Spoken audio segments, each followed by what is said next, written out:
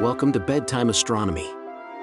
Explore the wonders of the cosmos with our soothing bedtime astronomy podcast. Each episode offers a gentle journey through the stars, planets, and beyond, perfect for unwinding after a long day. Let's travel through the mysteries of the universe as you drift off into a peaceful slumber under the night sky. The Drake equation. Imagine a vast cosmic conversation, a chance to exchange ideas with beings from another world. That's the tantalizing possibility behind the Drake equation. Developed by astronomer Frank Drake in 1961. It's not a magic formula that reveals the exact number of alien civilizations out there. Instead, it's a thought experiment, a framework for considering the ingredients necessary for life to arise, evolve, and develop the means for interstellar communication. The first factor in the equation, denoted by R, might seem like a cosmic oven setting. It represents the rate of star formation in our galaxy, the Milky Way. Think about it like this. The more stars our galaxy churns out each year, the more potential homes there are for life. R is a crucial number because it sets the stage for everything that follows.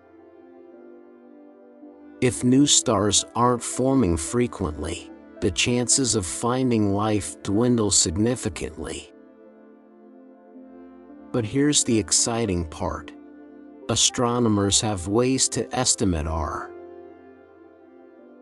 We can observe vast stellar nurseries, regions in our galaxy where gas and dust collapse under gravity, igniting new stars.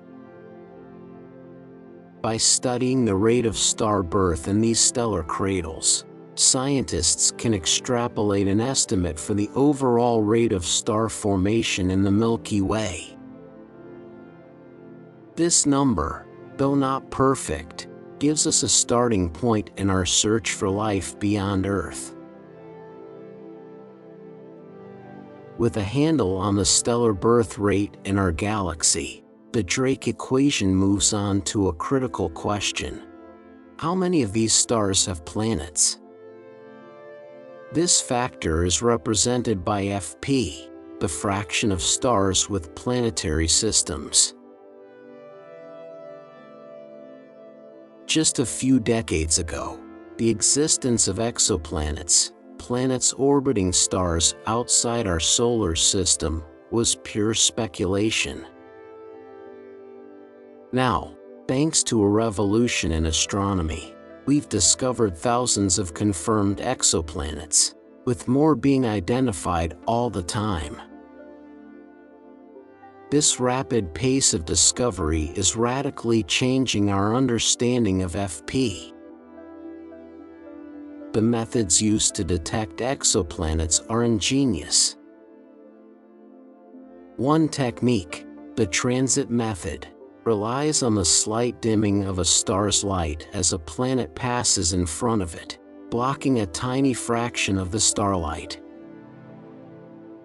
Another method, the radial velocity method, observes the wobble of a star caused by the gravitational pull of an orbiting planet. These discoveries haven't just confirmed the existence of exoplanets. They've revealed a surprising diversity. We've found gas giants larger than Jupiter, scorching hot worlds orbiting close to their stars, and even super-Earths, rocky planets with masses several times that of Earth. This newfound knowledge about planetary systems gives us a much better chance of estimating Fp. The first two parts of the Drake equation laid the groundwork: the stellar birth rate in our galaxy and the prevalence of planetary systems.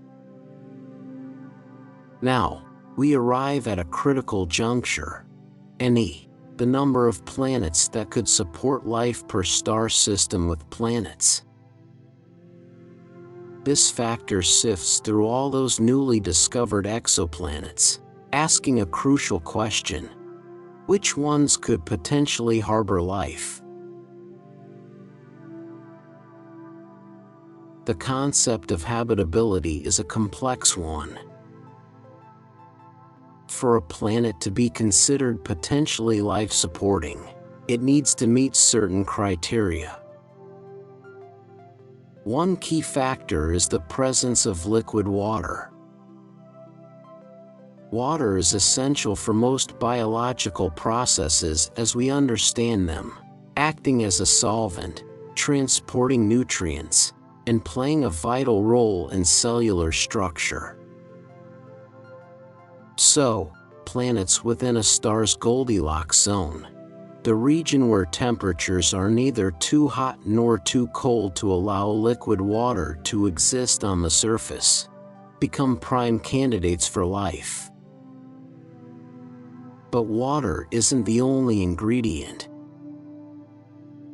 Planetary size and composition also play a role. A planet too small might struggle to retain a substantial atmosphere, while a gas giant wouldn't provide a solid surface for life to take root. The presence of a magnetic field can also be crucial, shielding the planet from harmful radiation emitted by its star. Estimating any is no easy feat. While we can identify stars within the habitable zone and planets with potentially Earth-like compositions, the nuances of planetary environments are vast. Does the planet have a thick atmosphere that traps heat, creating a runaway greenhouse effect?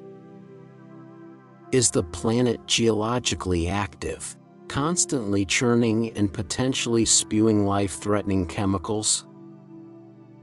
These uncertainties make pinpointing any a challenge, but ongoing research in astrobiology, the field that studies the potential for life beyond Earth, is constantly refining our understanding of planetary habitability. Having explored the potential real estate for life, stars with planetary systems and habitable planets within those systems, the Drake equation turns its focus to the origin of life itself.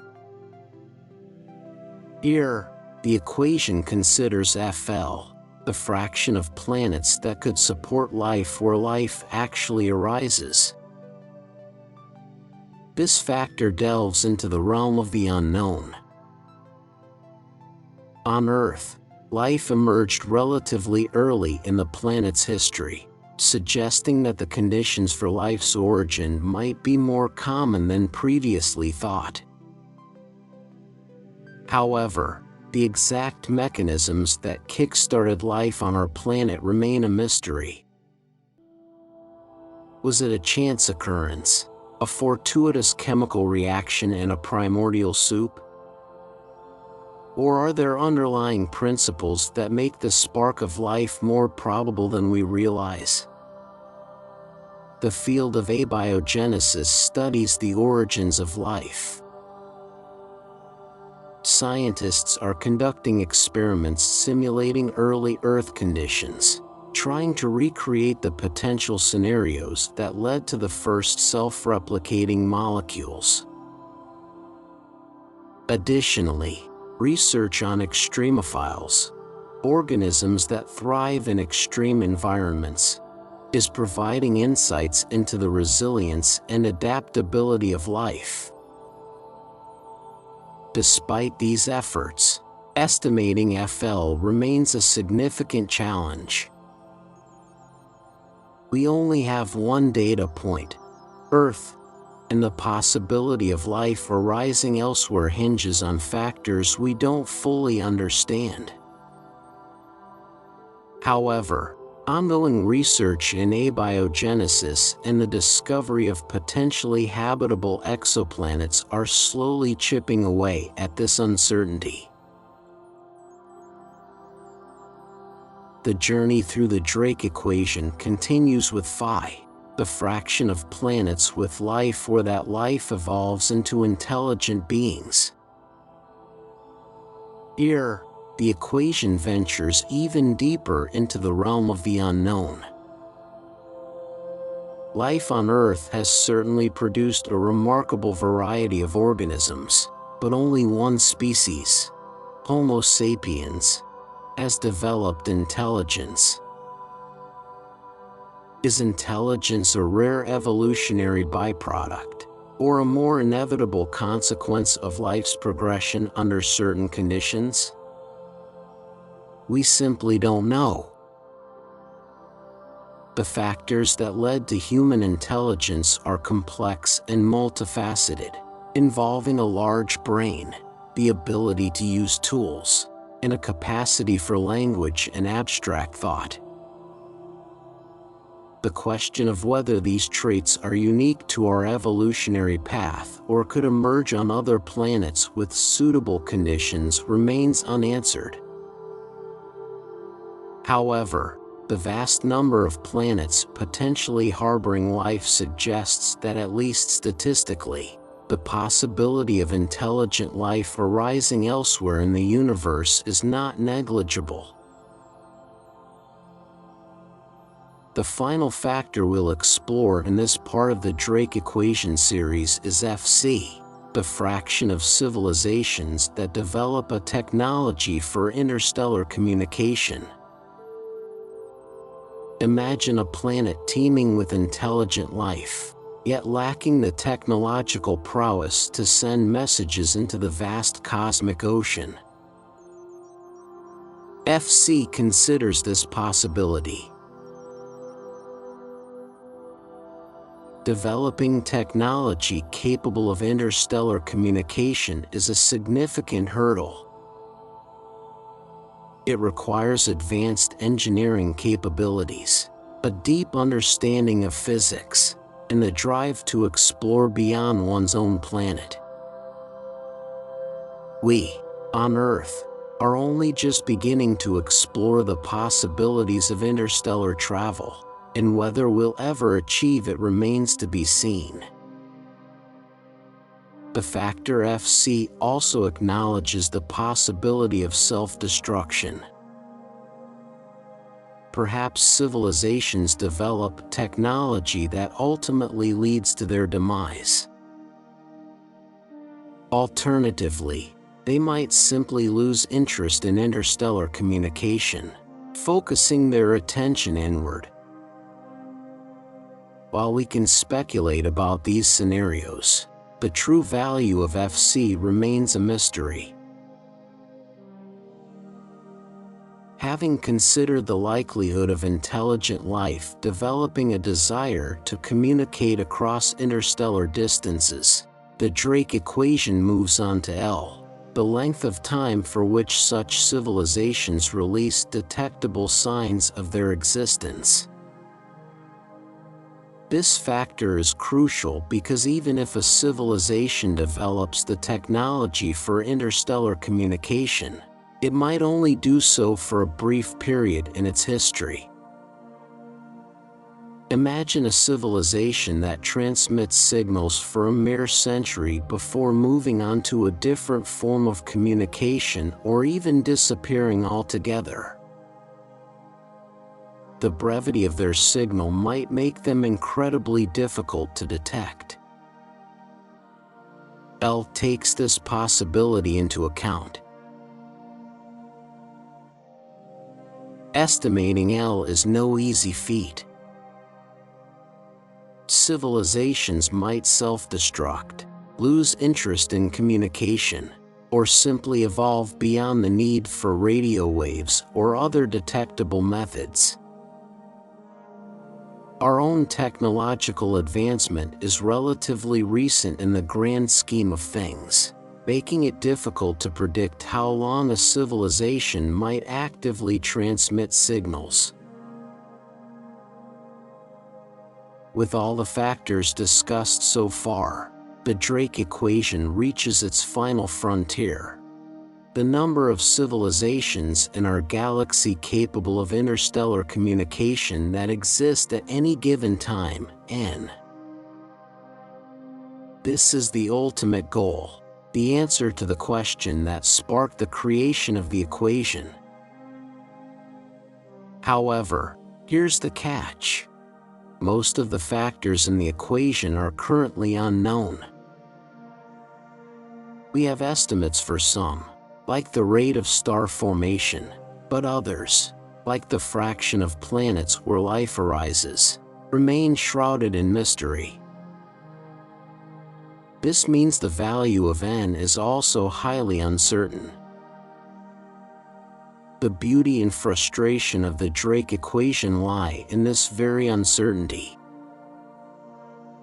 It doesn't provide a definitive answer.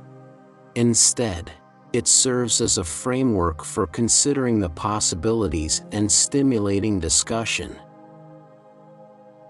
By plugging in different estimates for each factor, scientists can explore a range of potential scenarios, from a lonely Earth to a galaxy teeming with intelligent life. Despite the unknowns, the Drake equation has had a profound impact on our search for extraterrestrial intelligence, SETI. By highlighting the factors that might influence the existence of intelligent life elsewhere, it has guided the development of SETI projects. These projects scan the cosmos for potential signs of intelligent life, focusing on radio waves, a technology we ourselves currently utilize for communication. While no definitive signal has been detected yet, the ongoing search continues to push the boundaries of our technology and understanding. The Drake equation remains a powerful tool for sparking our cosmic curiosity. It reminds us that we are just one planet in a vast and potentially teeming galaxy. Even with all the unknowns, the possibility of encountering intelligent life out there continues to inspire and motivate us.